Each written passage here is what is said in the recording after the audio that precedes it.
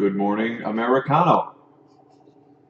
I don't know, still trying out that catchphrase. We'll see how it goes. So, just want to give everybody a quick update. Lennox is doing well. He's approaching 4 pounds, or very close to 4 pounds if he's not already 4 pounds. He'll be coming home in 5 to 6 days, hopefully, if everything goes according to plan. Obviously, he's got to keep his weight up and things like that. Let's see. So try to get a guest on the show this morning. Complications, you know how it goes. Or at least you've heard my excuses before, because I'm just relaying their excuses. Let's see here. So yesterday was a very sad day in New York State. Governor, or, Prince Andrew is ruled again with his. Somebody mentioned this to me, that the governor's office has direct oversight on the Board of Elections, which I always thought was funny, and I didn't know who ran it, but somebody mentioned that to me, and I'm gonna have to do some digging to see if it's actually true, because what do you do? Tell your boss he didn't win. But sad day. As everybody knows, I'm a local business owner. I was actually commenting on a friend's Facebook this morning. God, I hate my state, and he lives right across the border in Connecticut. And I thought to myself, come to New York, man. Come to New York. Like, New York State's championing in killing small businesses, making you feel like garbage, increased suicide rate. We're championing it. So if we were champions of anything, we're getting a gold medal. It's for all the stuff you don't want. Congratulations, New York.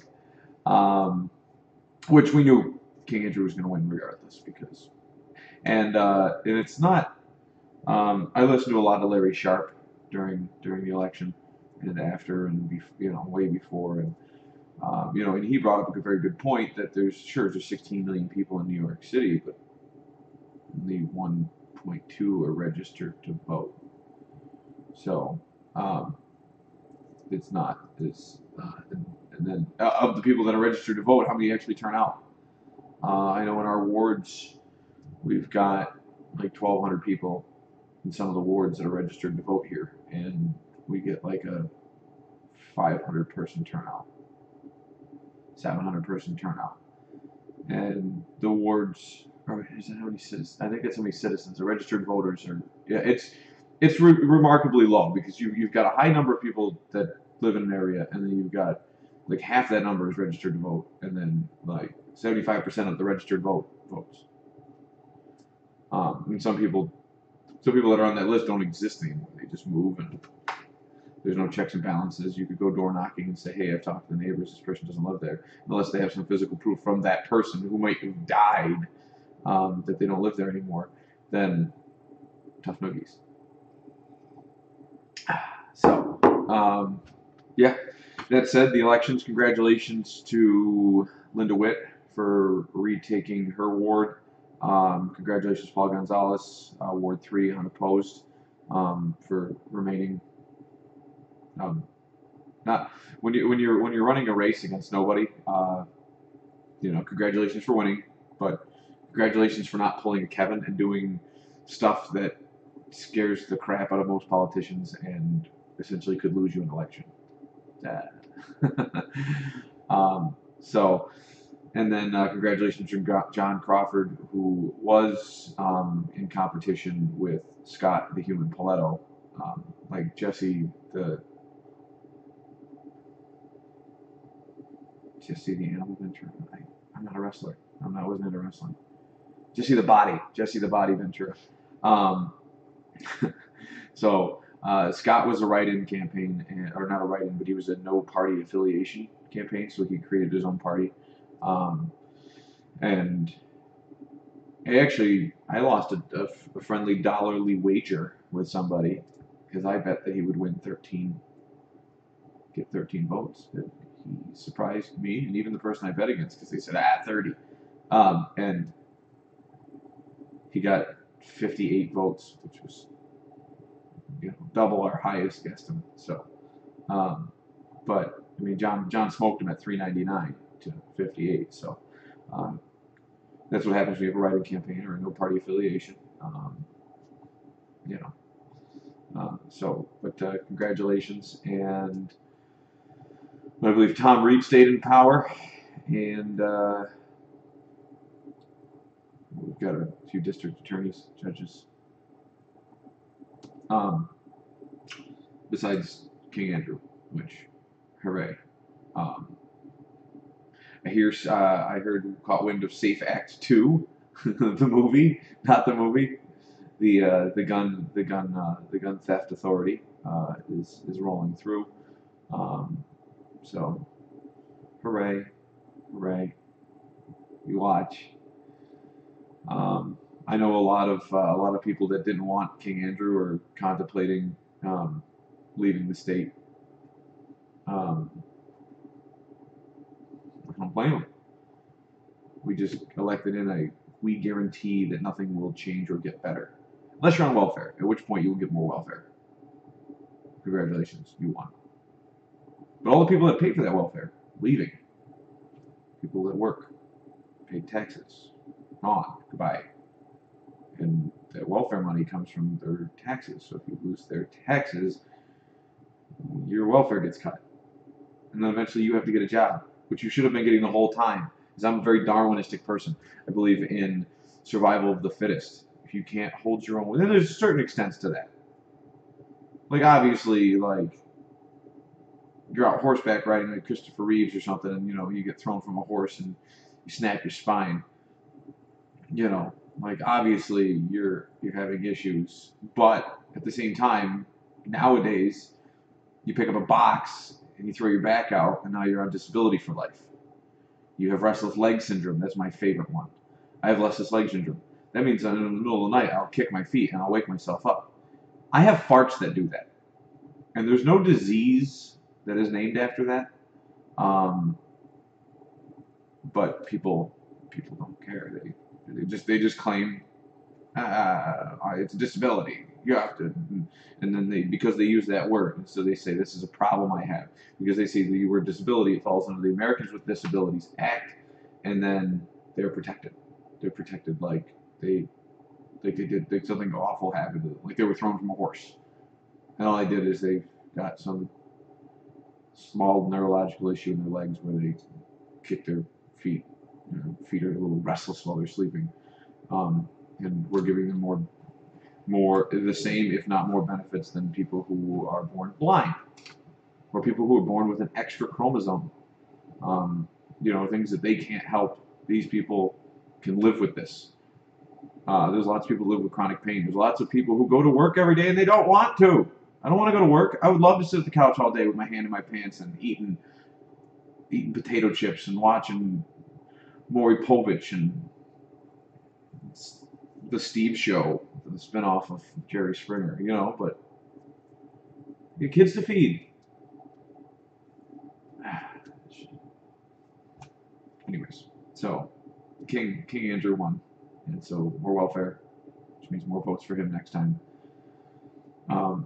And yeah, small businesses are gonna fail, and big businesses are gonna leave, except for Walmart, because Walmart, they have great value there, which essentially is they almost changed the name for truth in labeling laws to change it to poor people stuff, welfare stuff.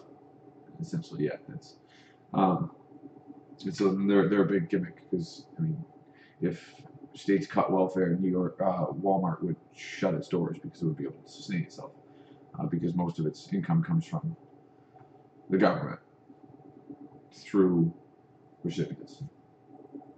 So essentially, government subsidy, right? In bacon.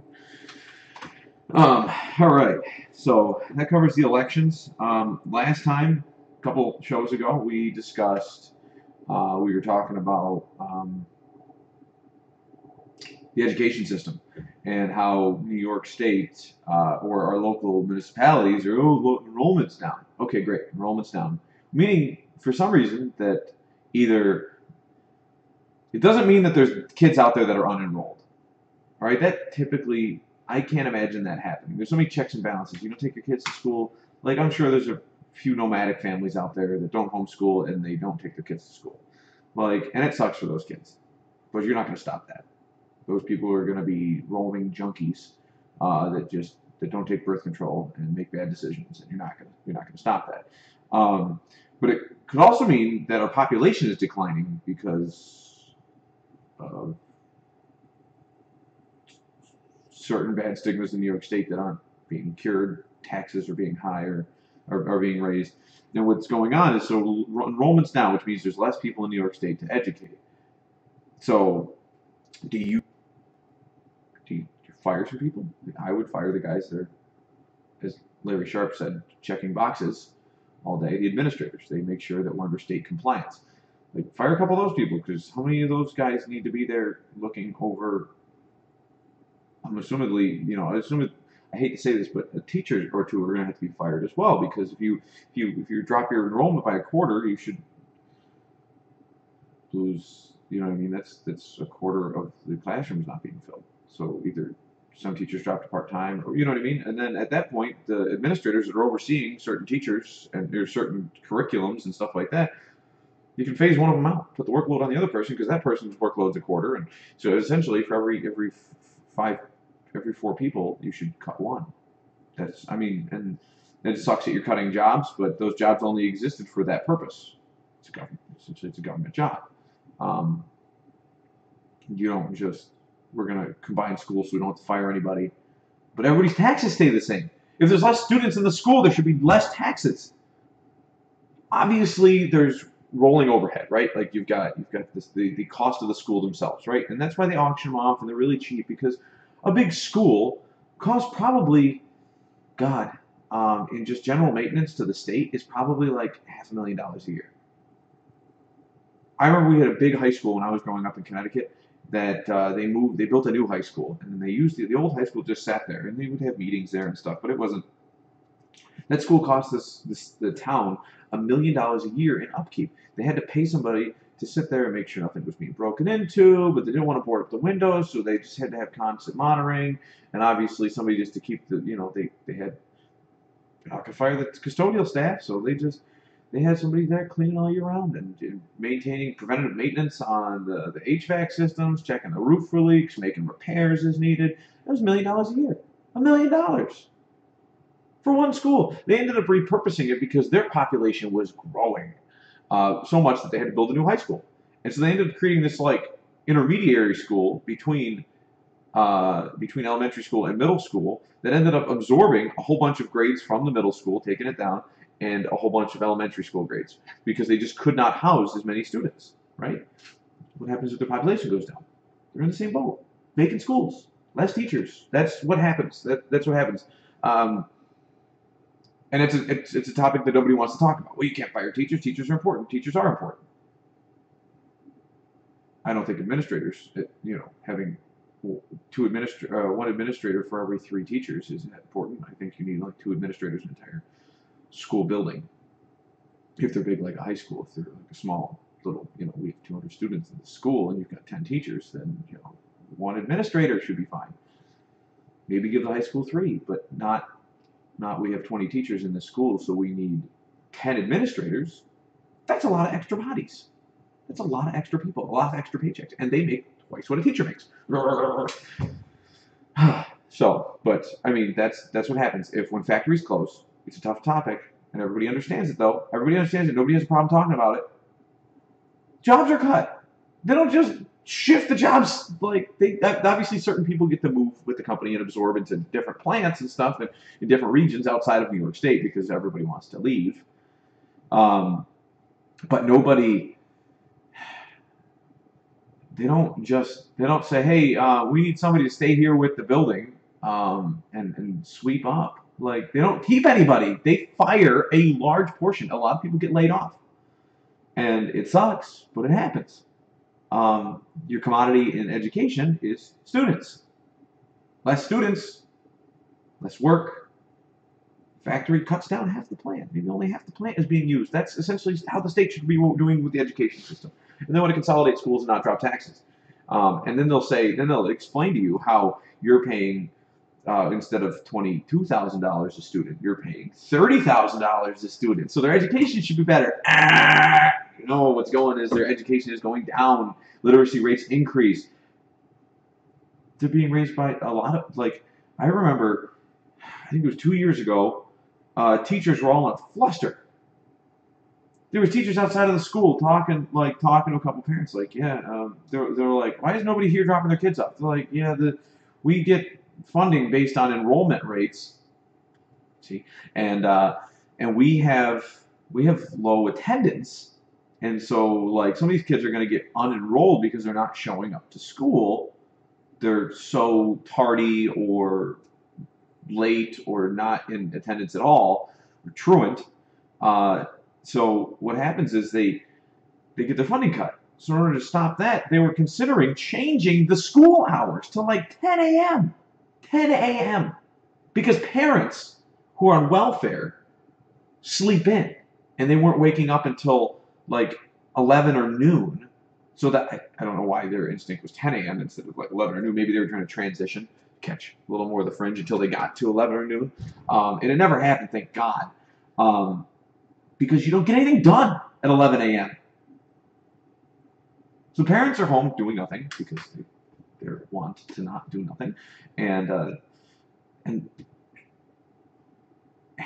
the students who watch mommy and daddy as an example, because your parents are your biggest role model, right? You love your mom, you love your dad, so you go to school, you're like, oh, this teacher's telling me to do stuff. Mom and dad say I don't have to do stuff. I can just like go home and not do stuff all day like my mom and dad. And every year, if I have some kids, I'll get this big check from the government, and I don't have to use that towards bills and surviving because the government pays my rent, and the government pays for my health and my health insurance, and they pay for my food. You take that big check at the end of the year, and they go buy TVs and Xboxes, and Walmart wins. If you're ever at Walmart after the earned income credit's released, it is quite a sight. And if you're a working Joe, you probably know, and people probably talk to you about this, or you've seen it yourself. If you go to Walmart after like the first of every month, the cupboards are bare. It's like old Miss Hubbard, right? Like all the cupboards were bare, and like it's true. All the shelves have like big gaps in them, on like crazy expensive stuff too. Like I'm a light cream drinker when I drink a coffee, because like half and half I did when I was a kid. Then I tried drinking black coffee. Then I discovered that light cream adds a lot of body because of its fat content. And it's expensive though, right? Like it's not like super expensive. It's not like $10 a quart, but like where half and half is like $1.78, and it's like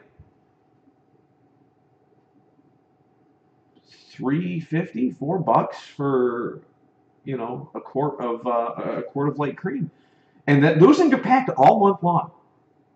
And all of a sudden, the first of the month comes, and people get Social Security checks, and they get their welfare checks, and their disability checks, and they get their food stamps renewed, and those shelves are bare. Steak department, missing. You want steak on the first of the month? Good freaking luck. You're getting chicken. You're getting ground chicken. You're getting like ground beef. You're getting like chicken patties, and like fish sticks, because those people are buying up all the good stuff. And you have to eat what they eat all month long, because they buy it all right there. They have no sense of money, and then they turn around and they end up having to eat fish sticks the rest of the month, because it's the only thing that can sustain themselves. Fish sticks and flour. So anyways, these parents are not taking their kids to school. I diverse from our conversation. The parents are not taking their kids to school. And the kids go to school, but they don't want to be in school because they're watching their favorite role models. In life, your favorite role models typically are your parents. They're the people that you look to. You might think Superman's awesome. You might have grown up like me and thought Donald Trump was awesome, right? But you still you get your DNA from your parents. You pick up bad habits from your parents. You pick up their good habits. You pick up a lot of things from your parents. And the more bad habits they have, the more bad habits you pick up. The more good habits they have, the more good habits they pick up. And if you can lead by example, which a lot of these parents are not leading by example, and that's crushing a lot of the fabric of our society, is just that, because our society is based on this mentality that we have to take care of everybody. Everybody. If somebody is having trouble picking themselves up by their bootstraps, we have to help them. which shouldn't be the case, but it is. And so what happens is these parents that are good for nothing, don't do anything, they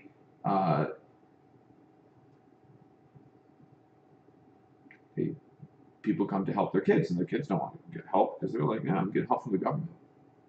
Whip them with bird, right? Like that's, and then the teachers are, the teachers and the administrators say, well, we've got all these troubled kids, and it's like, yeah, because we're breeding this cycle, and then you tax the hell out of the people that are actually doing good and taking care of their kids. They leave the state. Now all you're left with is the parents want to bring their kids in at noon and still don't understand the point of education because they're like, you just get the check from the government. You're essentially like one of the people in the pods from the Matrix. You just sit there, vegetate, and enjoy your free VR world. So, if the state would say, be big boys and girls and say, okay, we have low enrollment because people are leaving the state. We need to cut jobs.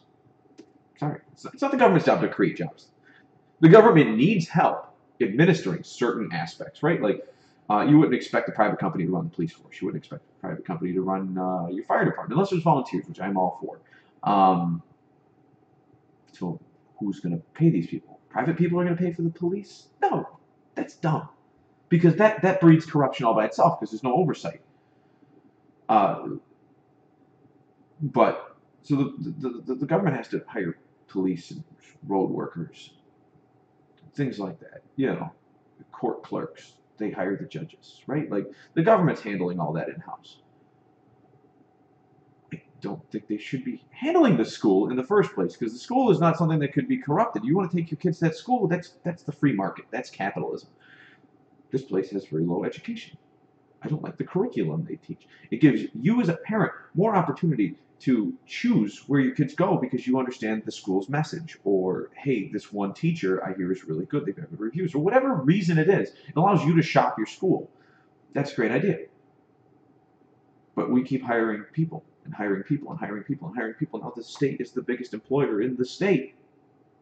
The state gets its money from those people that there has to be more stages to where that money has to travel in order to make the economy better. And there has to be poor, middle class, and rich. Everybody can't be upper class. Everybody can't be rich. It doesn't work that way. Because then it's our country is very rich, and then there's other countries that are very poor, and then oh my God, we have to help all the poor people. Well, things are going to live, things are going to die, jobs are going to exist, jobs are then going to not exist. Technology is coming. Eventually, your kids will pop in front of a computer, watch YouTube all day, and that'll be their education. Which I'm more of a hands-on learner. So, yeah, no, that's been that was a good rant today about that. I mean, really, New York's got to do something. And me telling you makes you slightly better educated, but it doesn't change the problem. It doesn't change the problem. 2 days ago was problem changing day, right? If your problems, go vote somebody into office that'll change them, not the guy who says he is and then he has a track record of changing nothing, except for using fancy words like, we've done it. That's not a big fancy word, but you get my point. That's all he says. We've done it. We've succeeded. Correct. We're awesome. We've done it. Well, how did you bring more jobs?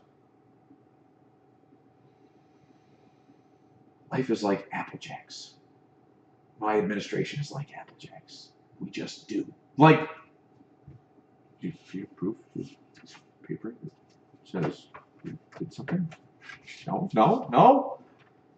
Why do I believe you? Why should I? So, you get about 15 minutes. You got me for another 15 minutes before Quinn has to go to school. So she can learn. She loves school. She gets to interact with other students. That was my big thing, starting at an early age. She gets to interact with students, other kids that you wouldn't have play dates with. You're limited. You get a wide variety of kids. You get the lazy kids. You get the energetic kids. You get the angry kids. You get all sorts of kids. You get very personable kids. You hope that they pick up some kids' good habits and other, not other kids' bad habits. But they get to hone their skills and socialize with others, and then they can win the game. To quote Jordan Peterson, great psychologist. So he's He's got a YouTube channel. Check it out. I first saw him on Joe Rogan, who's just, I tried to figure out for the longest time, like when I got home from work and I was tired and I'd lay on the floor, the kids would jump on me and then I would kind of like play wrestle with them. And that's called rough and tumble play. And it's like a huge deal to parents, like, and to the development of your children. And like parents are designed to do that. Um, and children are designed to have that in their life so they can learn boundaries and things like that. It's very cool stuff that that I learned from him. And yeah, and if you don't do that, then they actually it leads to more of a father figure in your children's lives, which decreases depression. And, oh, no, we didn't lose you. We didn't lose you. I just press the space bar. Oopsies. Anyways, no, it leads to lower depression, lower suicide rates, things like that. I know Larry Sharp touched on this in one of his interviews with with Glenn Beck. I will constantly be quoting people that I watch or I look into because I mean it makes sense, right? So talked about how family courts are killing our state because they're locking up. There's certain dads that need to be locked up. There's certain moms that need to be locked up, but our state is saying if you made $100,000 last year, and this year you're on course to make $60,000. Family court's going to go back to the last 3 years and say this is what you're going to make forever. You can't change it.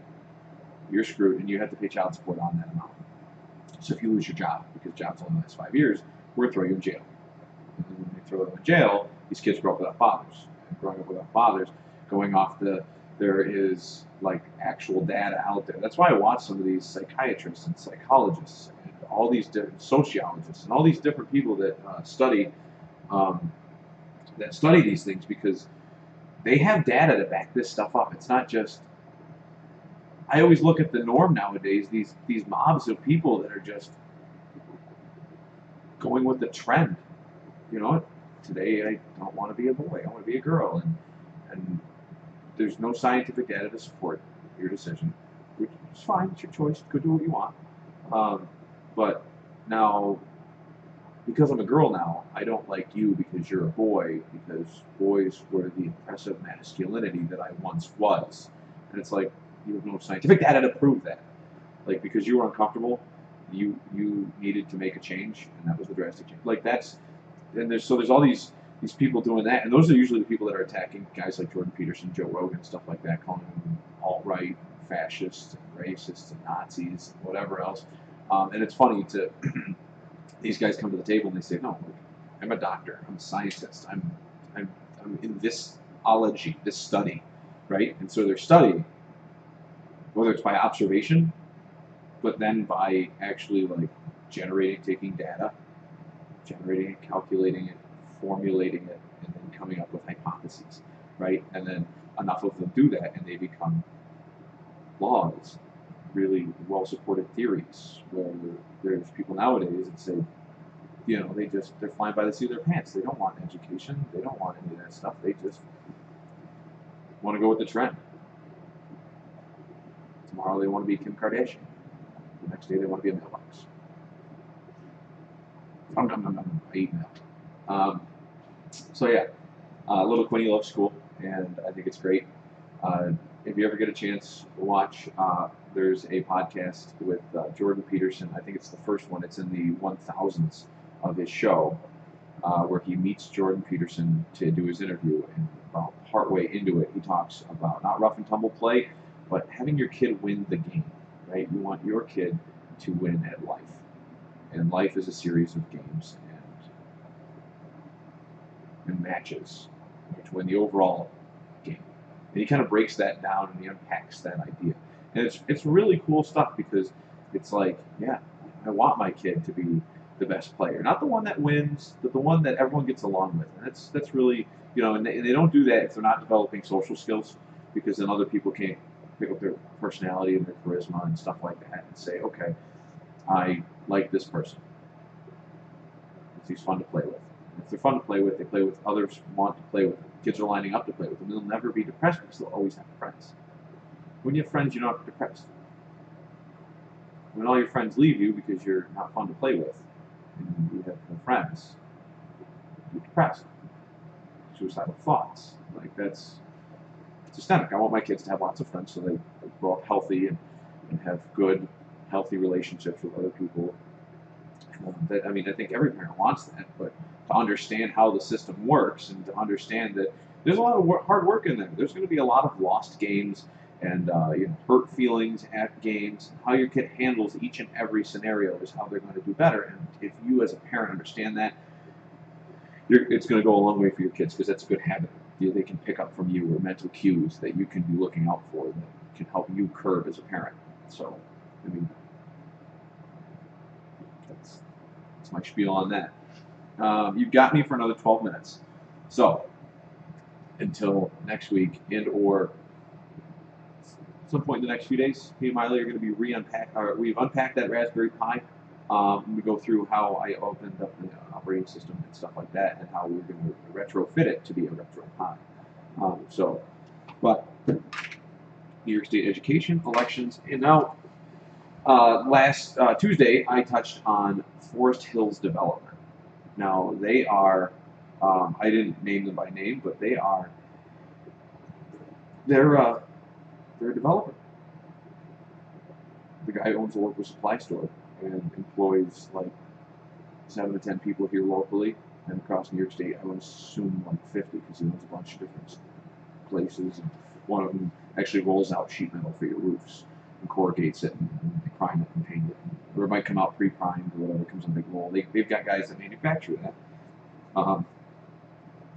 So anyways, he bought some land that was for sale to anybody. And it's right next to a rich neighborhood, which has a covenant. It says that you can't do this, and near our neighborhood you can't do that, you can't do this, you can't do that, because we're a rich neighborhood and we're trying to protect our house prices. And I get protecting your house prices, but I mean, I think it was a DPW director. A DPW director I was talking to, and he said he was quoting studies because that's what they do. I mean, they have to have all these studies, statistics, and figures in their head in order to do their job. And he was like, he's like, I'm not going to move to a rich neighborhood because I have a good job.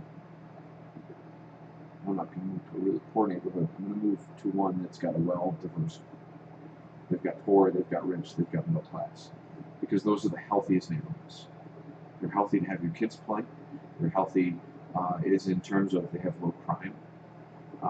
They have good community feeling, things like that. And I really agree with that. And so it's funny when you have you've got these rich neighborhoods, and your house can only be this much money. Well, how are you going to have poor people in your neighborhood? Well, you don't, because you don't want poor people. That's what they're saying, right? Which I get. I mean, they're trying to protect their investment, their house, right, their home. But they're also now. So Forest Hills bought this place next to them and wanted to develop it, put in like 54 homes, and they are afraid it's going to damage their house value. But if only it doesn't get any more developers in the area to put houses in, it's the only place to develop that's technically still in the city. We're going to wither. We're going to continue to wither and die. At which point their house value is going to be zero. No one's going to want to buy it. Why do you want to live in Olean? Which within New York State, which is the tax rate capital of the world, and you're in a small dying town with no jobs. Who's going to come here and buy your house? Who's going to buy it for $500,000 or $250,000 or $750,000? Whatever your going rate, you think the going rate on your house is. It's not there. Spend your efforts not fighting developers and save our city. So anyways, as much as I think the rich get taken advantage of by the poor don't have a voice because they don't go out, because they're sedated a lot of times by welfare. mean, that's what it is. It sedates you. It's how to do anything. So you have no motivation. You know what I mean? So that's, you don't see those. If this development wanted to come in on West Green Street, a lower income neighborhood, if it wanted to go there, they would hire an airstrike and not even tell the citizens to move, and they would demolish it. They'd be like, lost a couple poor folks. But because this is happening in a rich neighborhood, everyone's up in arms. It's taking years, right? Poor neighborhood, it happened tomorrow. Would happen tomorrow. If somebody told them that bulldoze Green Street, call it Blue Street, they wouldn't do anything. And that's what irks me the most, is that little battle between that Robin Hood battle between the rich and the poor, but also. And a lot of people have come to me and said, well, you don't understand this. The rich people, they because they make more money in a year than that land would have been sold to them for, right? I think it was picked up for like $200,000, but the asking price was like $600,000, which I get. I get that it's worth $600,000 all day if you're not going to build on it, because the person who owned it was a developer, right? Like they were somebody who had the group. So during the negotiation, like, hey, you're going to pay $600,000. Well, I don't want to pay $600,000. Will you give us the $450,000 or more worth of work building and constructing all these homes for you, and we'll lower your price to $200,000. All right, I'm paying $50,000, and I can disperse that other $450,000 over the course of like 6 years. It ends up only being like $500,000. You know what I mean? Because they're dispersing their costs. I mean, so, and they can write it off in lower, and those are big losses to take. The first, just spread it out. Like the same way you don't take your retirement out all in the first year. You take it out each year. So if you don't know much about finances, you take your retirement out a little bit each year. So you stay in a lower tax bracket. You know what I mean? You're spreading your money. And that's over time. And that's what you're supposed to do. And so people are like, well, at least these rich folk couldn't make $600,000. You don't want somebody living next to them. This is the American way, right? Like you don't want a pig farm next to you. You buy it. I mean, you have to work hard to make money. You have to work hard to do other things. Or you should spend, you have to work hard to make money so you can spend it so you don't have a pig farm next to your house. That's the cards you're dealt, because it's all random chaos. I mean, the streets of gold aren't on the surface. You've got to dig down deep to get them. So if there's something you don't like, you work hard to get it, whether it's with hard work, sweat, and determination, or it's with a pocketbook, purse, wallet. That's because hard work and determination is how you should have gotten that money, so hence you should be using that as your scorecard and then saying, all right, well, I'm going to take some of my points and get some things in this world that I want. Like I don't want these developments next to my house. Okay, then you should have bought it, but you didn't, because they wanted $600,000. This guy bought it for $200,000, but he's contracted with them in a like manner to get like $450,000 worth of work, right? Like that. I don't know the exact figures. I don't know the negotiation tactics on it, but that was the gist of it. That's what happened. You know what I mean? The exact numbers might be off, but so now all of a sudden this guy wants to put in 54 homes, and he's approved for 45. And there's this whole big argument whether he should be allowed to have an extra 9 homes, which won't affect anybody one way over the other. And they're just running through the muck, and he's just this horrible guy, and they're making him sound like he eats puppies or something, and he's not. He's a really nice guy. He's trying to build this, and one of the houses is going to be his. It's going to be really nice. It's one of the nicest houses there. And the other ones are going to be lower income or higher income senior citizens that are looking to retire and want low maintenance, and that's why a lot of people rent. There's rich people that rent. You know why? Because they don't want to have to worry about a roof. They can just keep their ducats in their bank account, and then hey, landlord. Oh, man, you had to put a new roof on it, re-siding it. The house looks even nicer than it used to. Oh, rent's got to go up a little bit? Whatever. I didn't have to manage a work crew. I didn't have to find a contractor to put siding on my house. I didn't have to worry about the roof leak. Oh, am I going to afford this? Landlord took care of it.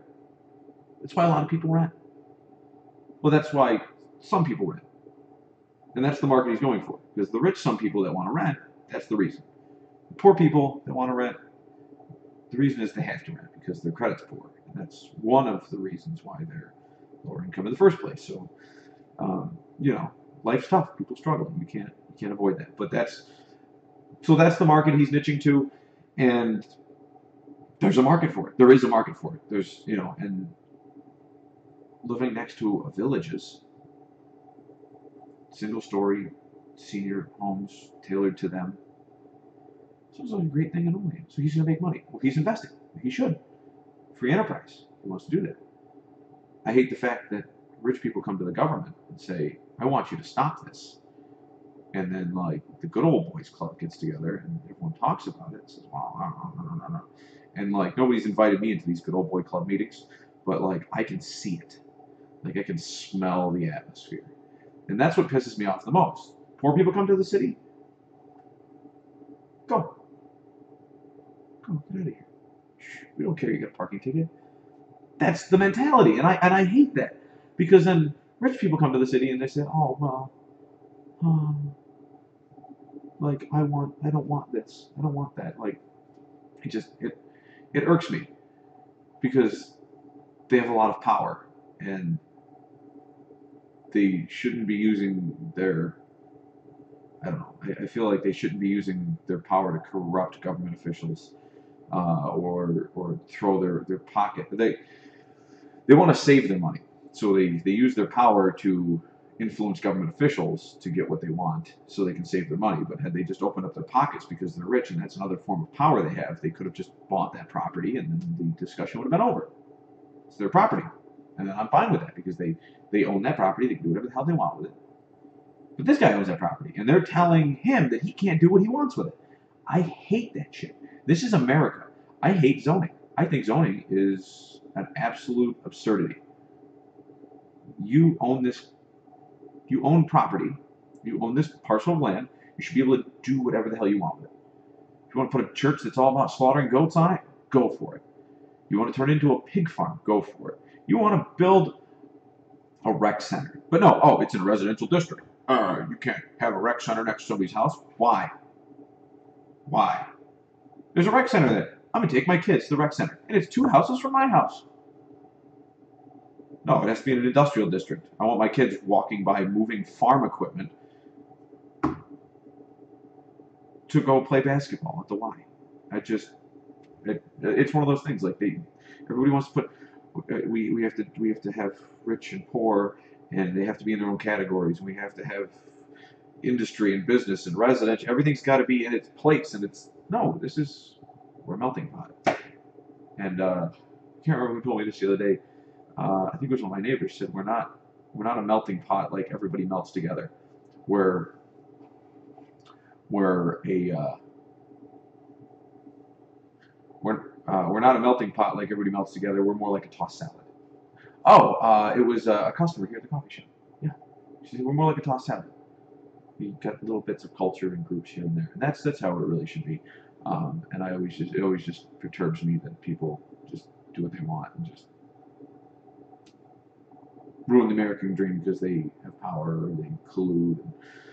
I will be talking more about Forest Hills in upcoming videos. Just I'm running a minute past my time limit for little Quinn, so I will tell Quinn you said hi, and then don't forget to subscribe, like, comment, and watch our channel. And we'll see you guys next few days, and then guaranteed for sure on Tuesday morning at 6:30 a.m.